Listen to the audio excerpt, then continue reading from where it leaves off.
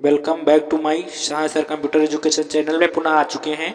आज हम चलते हैं, देखते हैं माइक्रोसॉफ्ट एक्सेल 2010 में एक सैलरी शीट बनाना। चलिए स्टार्ट करते हैं देरी ना करते हुए। सबसे पहले कुछ सेलों को सिलेक्ट करना है, उसके बाद हम क्या करते हैं मर्ज एंड सेंटर। ठीक है, मर्ज एंड सेंटर कर दिए। उसके बाद यहाँ पे हमें एक हेडिंग बनाना है जो हमारी सैलरी शीट की होगी। जैसा कि आप देख रहे हैं, मैं यहाँ से जल्दी से टाइप कर लेता हूँ सैलरी शीट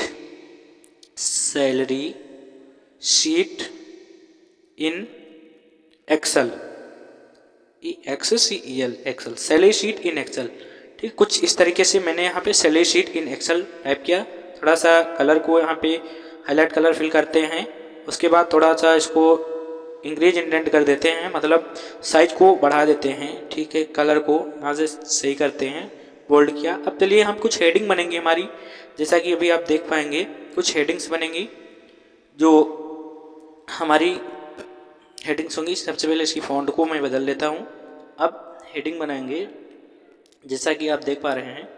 अब यहाँ पे हमें करना क्या होगा, आईडी नंबर। उसके बाद मान लो जैसे कि आईडी नंबर इसलिए हम लोग टाइप करते हैं, एक नाम से कई एम्प्लॉई हैं तो उसकी आईडी नंबर से उसका डेटा निकाल सकते हैं। आगे नेम हो चुका। उसके बाद अगर वो जो एम्प्लॉई है उसका डिजिनेशन क्या है, मतलब वो किस पोस्ट पे कार्य कर रहा है, तो वो डिजिनेशन में होगा। जैसा कि आप देख पा रहे हैं कुछ इस तरह के डिजिनेशन हमारी हेडिंग हो जाएगी। आगे अगर वो कार्य करता है तो उसकी बेसिक सैलरी कितनी है, बेसिक सैलरी यहाँ पे। उसके बाद फिर बेसिक सैलरी के बाद वो अटेंडेंस, मान लो एक महीने में 30 दिन होते हैं, ठीक है, तो उसका जो अटेंडेंस है वो कितने दिन अटेंडेंस लगी हुई है, तो अटेंडेंस हम फिल करेंगे। उसके बाद अगली जो हमारी हेडिंग होगी वो होगी सैलरी। अगर वो 25 दिन आता है तो उसकी 25 दिन की सैलरी कितनी बनेगी, उस सैलरी में होगा। उसके बाद DA ठीक है। अब यहाँ पे हम सबसे पहले क्या करेंगे, DA CA उसका क्या पड़ता है, ठीक है, CA। उसके बाद TA हो गया। TA के बाद जो है ट्रेवलिंग अलाउंस, मान लो कहीं पे जा रहा है, ठीक है, यात्रा करके, तो उसका जो TA है वो कितना पड़ेगा, OT, ठीक है, इन आवर्स, मतलब ओवर टाइम। वो व्यक्ति अगर वहाँ पे कार्य करता है ओवर टाइम तो वो कितने घंटे करता है। उसके बाद जो ओवर टाइम कार्य करेगा, मतलब OT, उसकी सैलरी क्या होगी, OT salary, over time salary क्या होगी। ये हेडिंग हमारी कंप्लीट होगी। उसके बाद फिर ग्रॉस सैलरी क्या होगी वो टाइप करेंगे। उसके बाद फिर PF उसका कितना कटता है, तो यहाँ से PF जो है, PF हमारी जो है हेडिंग बनेगी। उसके बाद जो लास्ट हेडिंग हमारी बनेगी वो होगी नेट सैलरी क्या होती है, ठीक, ये सब आपको भी बताया जाएगा। तो इतना जब हमारा हो जाता है उसके बाद क्या करते हैं, अब यहाँ से ध्यान देंगे, चलते हैं सबसे पहले, ठीक है। अब स्टार्ट करते हैं आगे का प्रोसेस जो हमारा है salary sheet in MS Excel.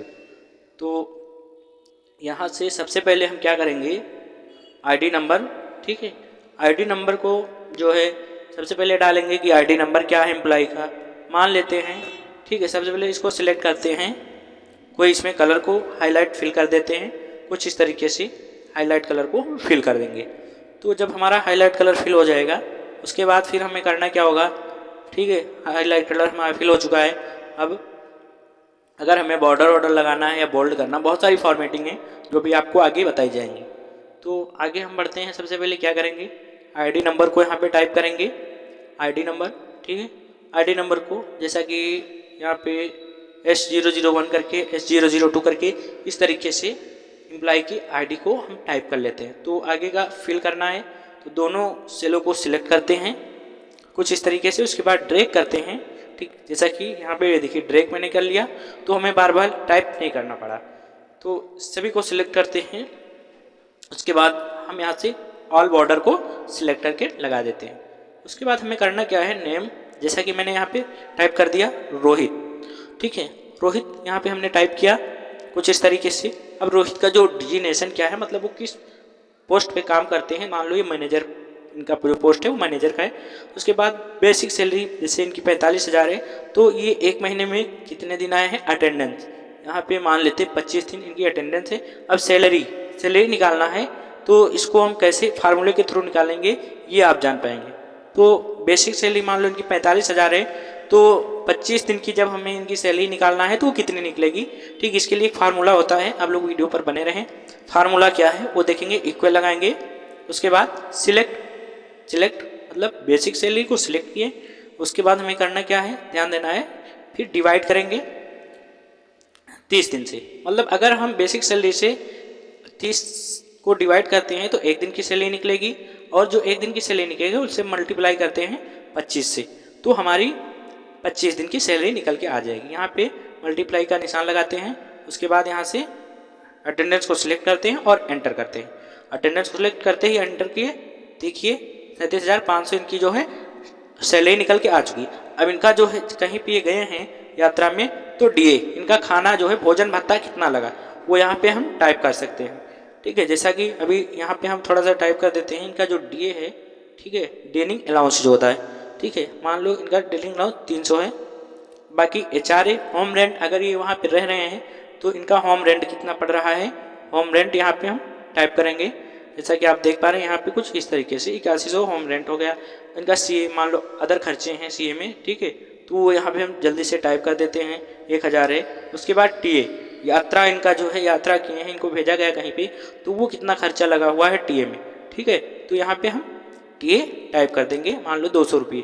उसके बाद ओवर टाइम इन आवर्स, ये जो ओवर टाइम कार्य करते हैं, ओवर टाइम की इनकी जो है ये कितने घंटे ओवर टाइम काम करते हैं वो यहाँ पे मान लो डाल देते हैं। जैसे 25 घंटे, 25 या 50 मान लेते हैं, 50 घंटे ये ओवर टाइम किए हैं। अब देखिए 50 तो लिख गया है, लेकिन इसमें पता नहीं कि 50 है क्या, तो इसमें हम क्या करेंगे, सिलेक्ट करके कस्टमाइज पे जाएंगे और यहाँ से करना क्या होगा, कस्टम पे जा करके यहाँ से एक फार्मूला होता है, जैसा कि हैज प्रेस करेंगे, हैज, ठीक है, हैज लिखेंगे, उसके बाद फिर स्पेस देंगे, डबल इंटरेट कामा लगाएंगे, HRS लिखेंगे आवर्स। ठीक है, उसके बाद डबल इंटरेट कामा, फिर okay, then okay button. Okay पे जैसे हम क्लिक करेंगे तो देखिए अभी तक 50 था, लेकिन अब उसके बाद HRS आवर्स आ चुका। तो इस तरीके से पता हो गया कि 50 घंटे ओवर टाइम कर चुके। अब ये जो 50 घंटे ओवर टाइम काम किए हैं इसकी सैलरी क्या होगी। ठीक, ओवर टाइम सैलरी हमें निकालना है, तो इस पर फार्मूला लगेगा, ध्यान देना। ठीक है, एक फार्मूले से, ठीक है, जैसा कि अगर एक कॉमा आप भूल जाएंगे तो वीडियो में जो आपका फार्मूला है पूरा कॉमा में चला जाएगा। इसके लिए इक्वल लगाएं, उसके बाद फिर बेसिक सैलरी को हम सिलेक्ट करते हैं, इक्वल के बाद बेसिक सैलरी, उसके बाद फिर डिवाइडेड करेंगे 30 से। ठीक है, डिवाइडेड करेंगे 30 से तो एक दिन की सैलरी निकलेगी।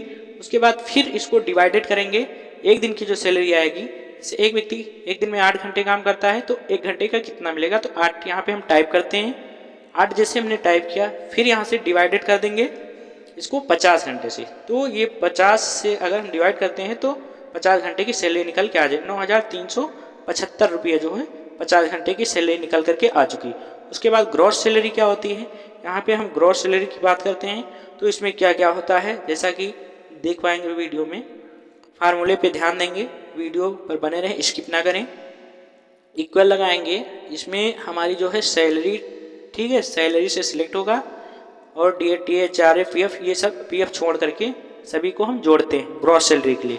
तो सबसे पहले हम क्या करेंगे, इक्वल लगाएंगे, उसके बाद क्या करेंगे, यहाँ पे ध्यान देंगे, तो सैलरी पे जाएंगे, सिलेक्ट किए, प्लस लगाए, उसके बाद फिर क्या करेंगे, ठीक है, DA को सिलेक्ट किए, फिर प्लस लगाए, उसके बाद फिर ध्यान देंगे, फिर से प्लस जैसे हम लगाते हैं, उसके बाद HRA को सिलेक्ट करेंगे, ठीक है, CA को सिलेक्ट करेंगे, TA को, सभी को सिलेक्ट कर लेंगे, ठीक है, और ओवर टाइम इन सैलरी, ठीक है, ओवर टाइम सैलरी को सिलेक्ट करके ब्रैकेट क्लोज के एंटर। ठीक है, 5008 यानी 58,275 रुपये ग्रॉस सैलरी।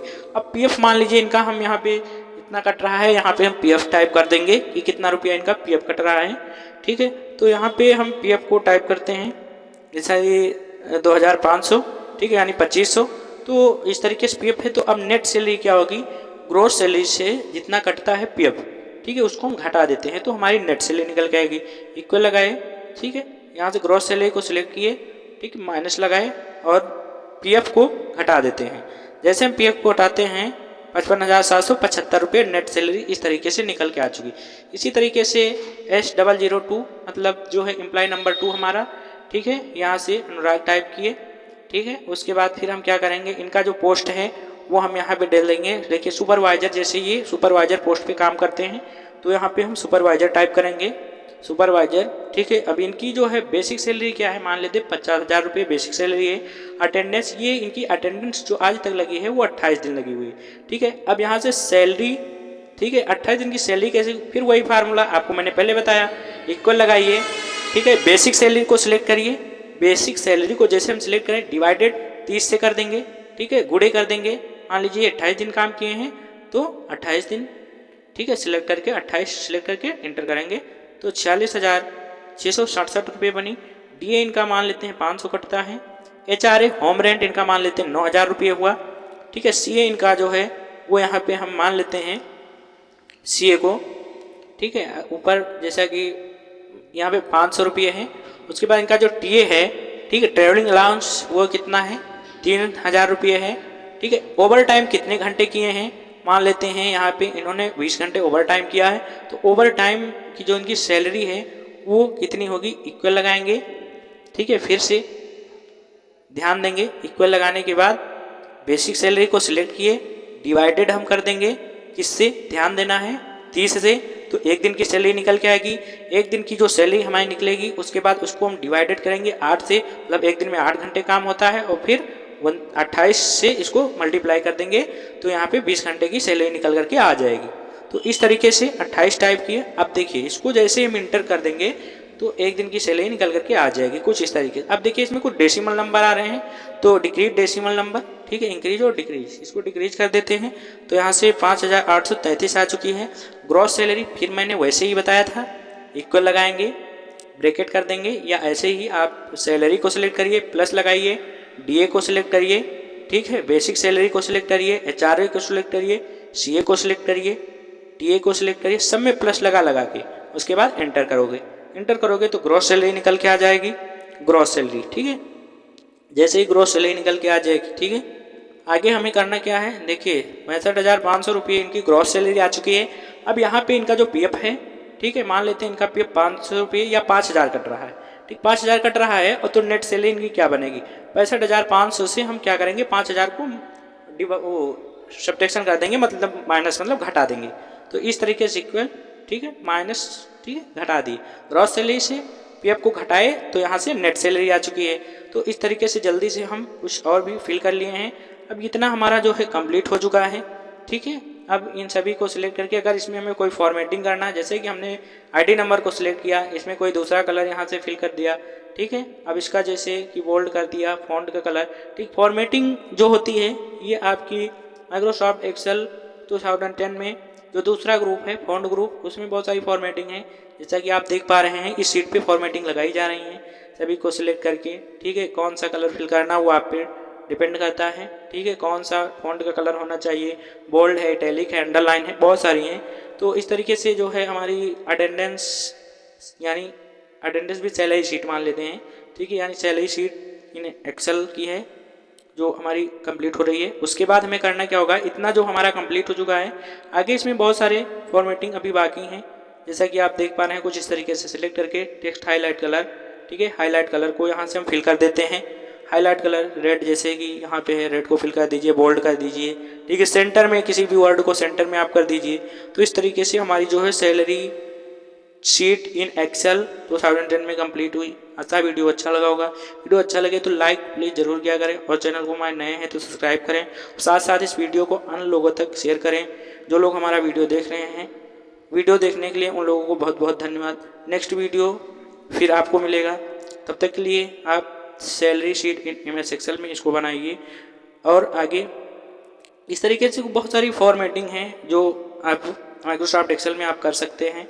ध्यान देंगे, कोई भी फार्मूला है फार्मूले पे ज़रूर ध्यान दें, क्योंकि एक कॉमा अगर आप नहीं लगाते हैं तो पूरा का पूरा फार्मूला कॉमा में चला जाता है, ये आप लोगों को पता ही होगा। तो इस तरीके से हमारा जो है आज जो है कंप्लीट हुआ ये video salary sheet in MS Excel. आगे जो है इस तरीके से बहुत सारी फॉर्मेटिंग है, सभी फॉर्मेटिंग को हम यहाँ से लगाते हैं। देखिए जैसा कि आप वीडियो में देख पाते हैं, सभी को सिलेक्ट करते हैं, फिर जाते हैं, ठीक है। यहाँ से थीम्स कलर जो है हमारा वो कौन सा होना चाहिए, थीम्स कलर को हम यहाँ से सिलेक्ट करके थीम्स कलर को यहाँ सेट करते हैं। आगे इस तरीके से जैसा कि आप देख पा रहे हैं, इसमें फ़ॉन्ट का कलर भी आप सेट कर सकते हैं। बहुत सारे कलर्स हैं, फ़ॉन्ट का कलर आप अपने अकॉर्डिंग चूज कर सकते हैं। बोल्ड किए और भाषा, मान लीजिए आप भाषा को बदलना चाहते हैं तो फ़ॉन्ट को भी यहाँ से बदल सकते हैं, जैसा कि इस तरीके से फ़ॉन्ट में बदल चुकी है। ये आज हमारी जो है, ठीक है, अभी एक कॉलम मेरा बाकी रह गया था, सभी उनको भी हम सिलेक्ट करते हैं कुछ इस तरीके से। उसमें भी हम यहाँ से कोई ना कोई एक कलर सेट करते हैं। सभी को सिलेक्ट किए, थीम्स कलर में गए, ठीक है, थीम्स कलर को यहाँ से सेट कर दिए, इस तरीके से थीम्स कलर सेट किए। ये सब फॉर्मेटिंग है जो आप एक्सेल 2010 में आप आसानी से कर सकते हैं। तो ये हमारी जितनी फॉर्मेटिंग है कुछ इस तरीके से फॉर्मेटिंग हो चुकी है। तो आप भी अपने अकॉर्डिंग इस तरीके से कुछ भी फॉर्मेटिंग कर सकते हैं। तो आशा वीडियो दो अच्छी लगी होगी, ठीक है। ज़रूर salary sheet in MS Excel पे आप लोग बनाइए और अपना आशीर्वाद हमको दीजिए ताकि आगे की वीडियो हम इसी तरीके से आप लोगों तक पहुंचा सकें, ठीक है। शेयर ज़रूर करें वीडियो को।